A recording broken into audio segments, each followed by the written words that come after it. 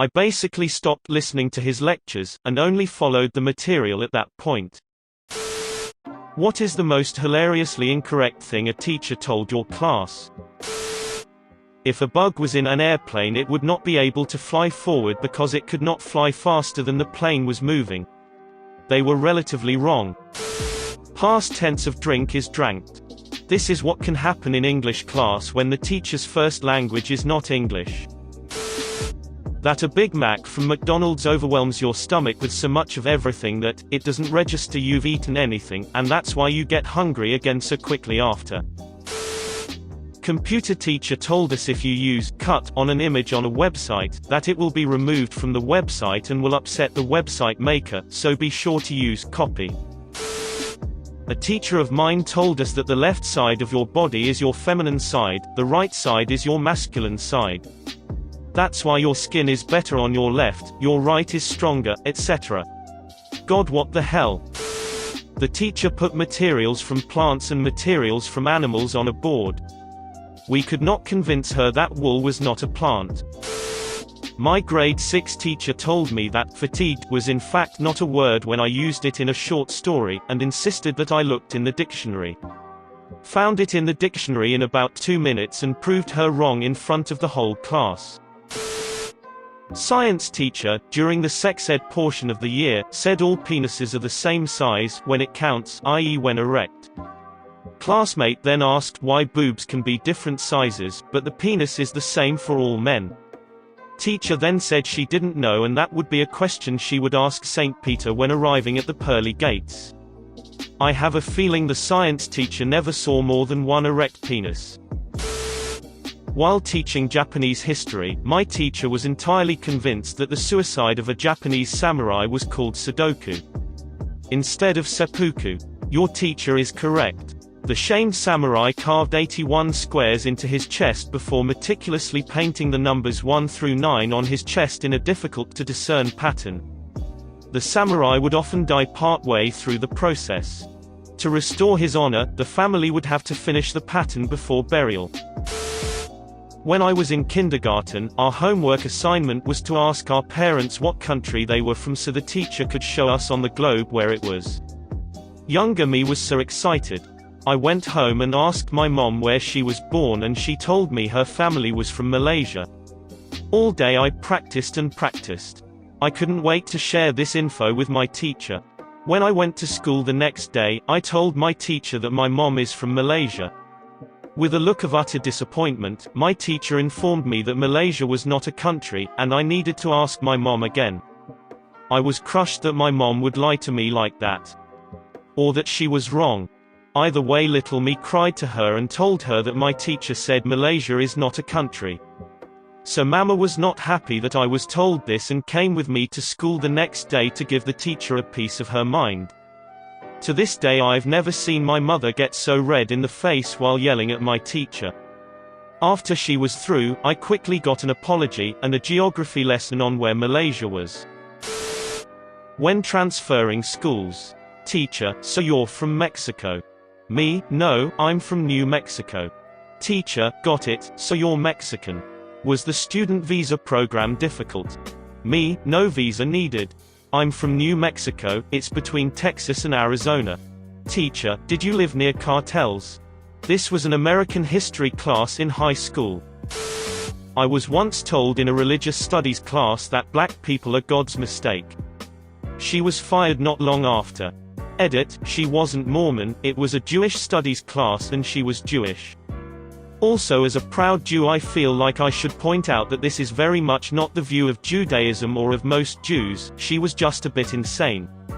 Also, I don't believe this stemmed from an underlying belief that God can make mistakes, but just a lack of understanding of Judaism and of common sense. I grew up in England but did part of my high school in the US. One of the teachers there organized a thing where we volunteered to read stories to elementary school kids. After reading my story, I guess the teacher felt the need to make note of my accent to the class. She asked me to tell the kids where I was from. I said, I'm from England, and she did that thing teachers do where she repeats the info to the kids, but she says, did you hear that, kids? She's from England, that's in London. I tried a little bit of a correction, actually, I'm from England, and she just repeats to the kids, yes kids, England, that's in London. I was too shy at that age to call her out on it, but it still makes me cringe to this day. That Tsarina was the first name of the wife of Tsar Nicholas II of Russia and not her title. She understood that Tsar was Nicholas's title and not his name, but could not apply the same logic to Alexandra. She insisted that Tsarina was her given name, and no amount of arguing would change her mind. I'm still annoyed about this 20 years later. We got taught in science that our tongues have different areas of taste. Had to do an experiment where we put a sugar cube, lemon on different parts of the tongue, etc.